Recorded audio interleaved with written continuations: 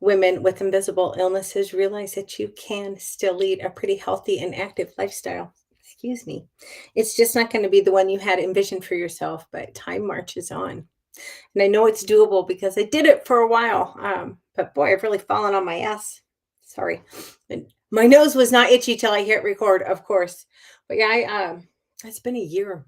It's been a year since I started taking Cymbalta, which there was no way to predict this would happen, obviously, but it completely destroyed my health. And it's kind of, well, it's not ha ha funny, but grief comes in different forms. You don't just grieve the loss of a loved one. You can grieve. I was going to say former good health. My health was it wasn't exactly good before all this started, but you guys, I put a good face on it. I'm really scared. I am.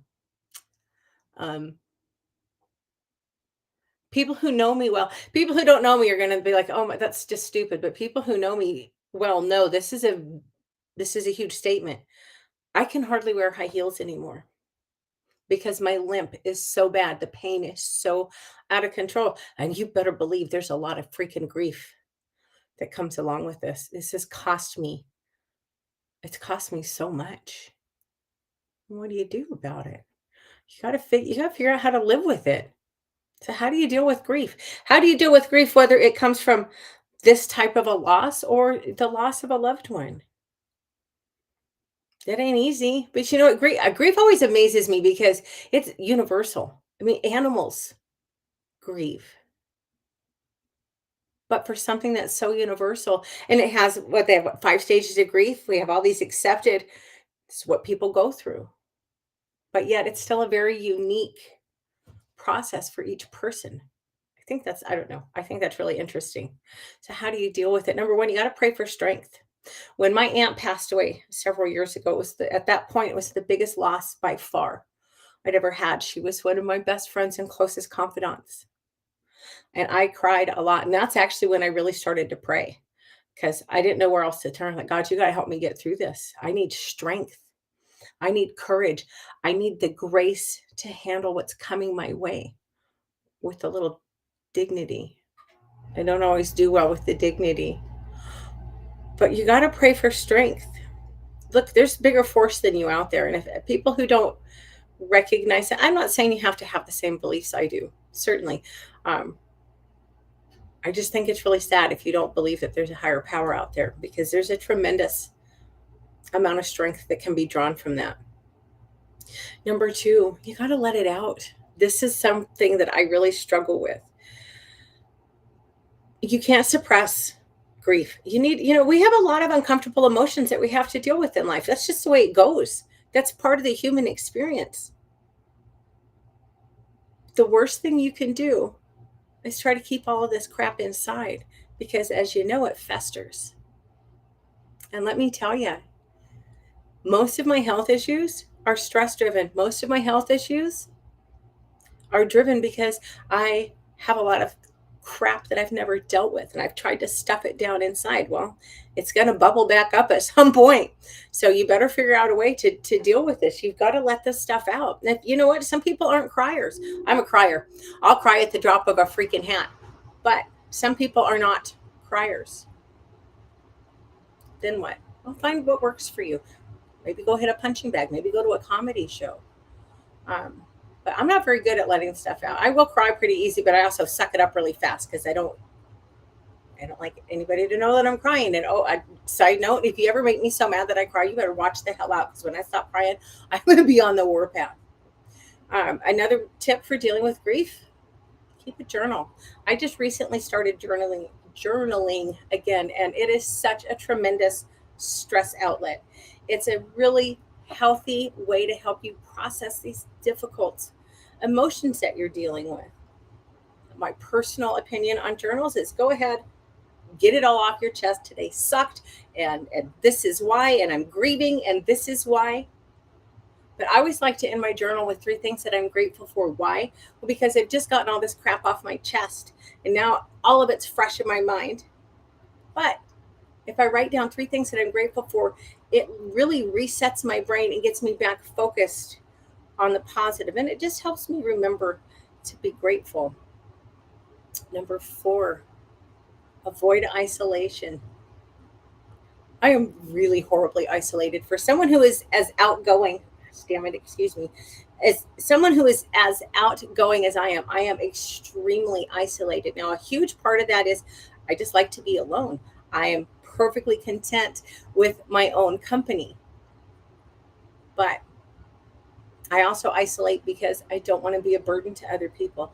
I isolate because you know how hard it is to make plans when I never know how I'm going to feel, especially as bad as things have been for the past year.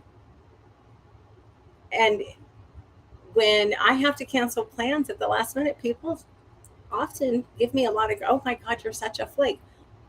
Okay, I'm just not going to make plans with you anymore. But isolation is not helpful.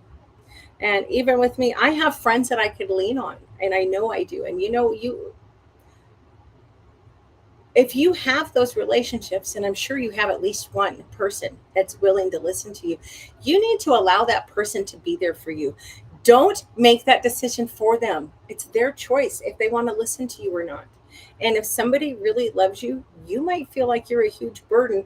They might be grateful that you're comfortable enough talking to them to get it off of your chest.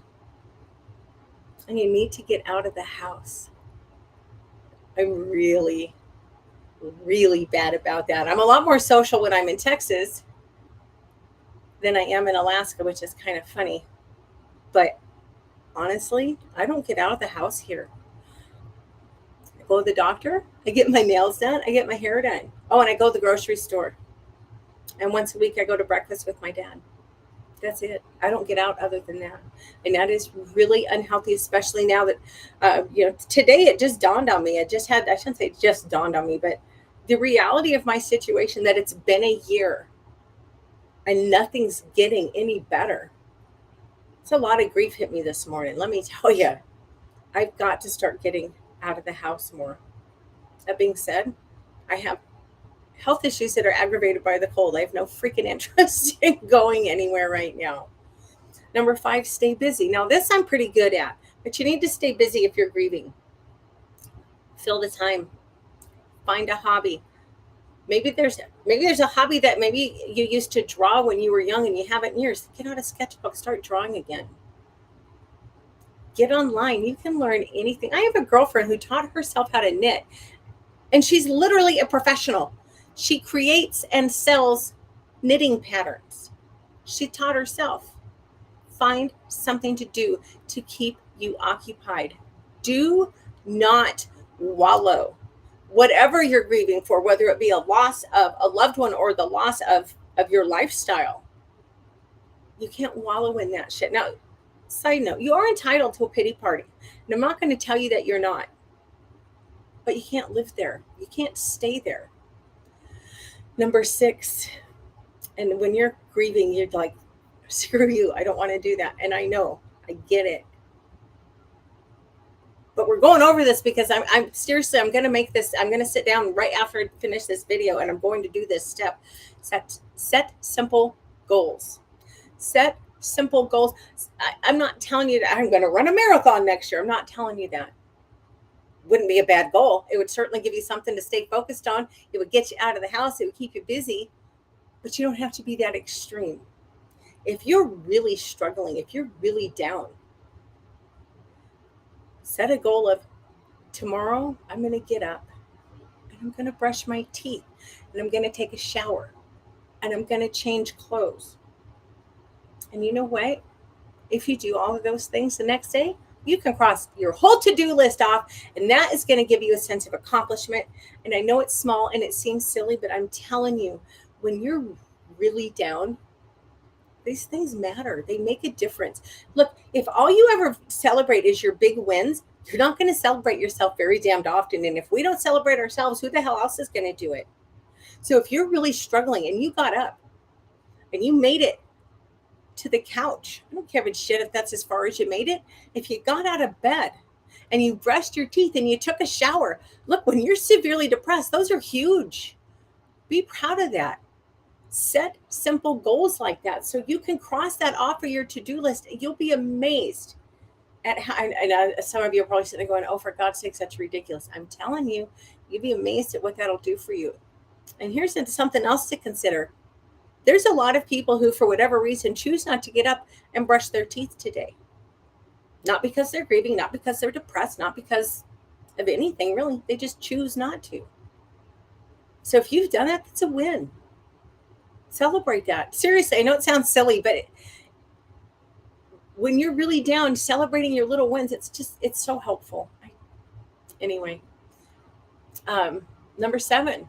Oh, this is a tough one for me. Live in the now. The past is gone. It ain't coming back.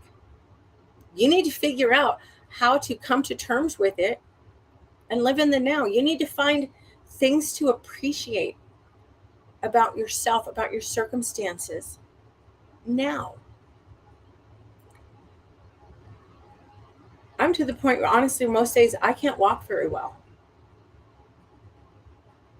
It's so freaking crazy to say out loud, but it's the truth. I have a horrible limp. It's very painful for me to get around. But you know what? I've got to live in the now. I can't sit here and go, oh my gosh, and I used to this and I used to that. Doesn't matter. It doesn't matter. What matters is what can I do now? And fortunately for me, because of all these years of dealing with chronic health issues, I'm pretty good at being grateful for what I have in front of me. I'm good at appreciating myself for the things that I can do. But you need to do that. You need to accept the past is gone. And no matter how much you want it back, it's never going to happen. And if you get stuck there, you can't be happy. You deserve to be happy. Finally, number 8, be kind to yourself. You need to be kind to yourself when you're dealing with these really difficult emotions. Don't let anybody tell you you don't have the right to feel the way that you feel, because there is no right or wrong way to do this. It's just how you do it. And there's nothing inherently wrong. I mean, unless you're out hurting other people to cope, there's nothing wrong with how you choose to process your grief. But you do need to be kind to yourself. And a good way to do that, treat yourself to something. It doesn't have to be anything big. Go get a massage. Take yourself to a nice restaurant. Go buy a new pair of shoes. If you know me, you know a new pair of shoes. Oh, that just about always makes me happy. In fact, when I traveled the last time, I've I travel in heels. That's just yes. I'm one of those people. I don't dress up, but I dress nicely to travel. I grew up that way. It's just how I choose to do it. And it has a lot to do with how I want to present myself to the world. And frankly, when my pre-Cymbalta, I could walk all day in a pair of wedge heels, wouldn't bother me in the slightest. So I've always traveled in heels. Well, I couldn't this last time. And I had to go buy a pair of shoes. And at first I'm like, what the hell? It's got to be something really cute. And that makes me feel kind of fashionable. And not that I'm the most fashionable person, but it's got to match my style. What the hell am I going to do? And you know what? I found the most fantastic pair of rhinestone covered high top sneakers, and they perfectly suit my need. And they were a great purchase for the fact that I was lamenting that I can't wear my gorgeous shoes on the plane anymore. Anyway, that's all I have. I feel like this was kind of disjointed, but that probably has a lot more to do with where I'm at mentally today. And it just hit me that this might be it. This might be as good as it's going to get for me for a while. I mean, hell, it's already been a year, and it's daunting. But what the hell else am I going to do? I've got to sit down and thank God I am doing my journal. But I need to set some goals. I need to find my path through this. Am I going to be able to heal all this up? I have no idea. I'm starting to get concerned that I can't. But okay, on to plan B. So I am going to sit down and write up some goals as soon as I'm off of here. So I hope you'll have a fantastic afternoon. I will be back. Oh my God, I had to think about it. Wednesday at 11 o'clock Alaska time. Y'all take care. I'll see you then. Thanks.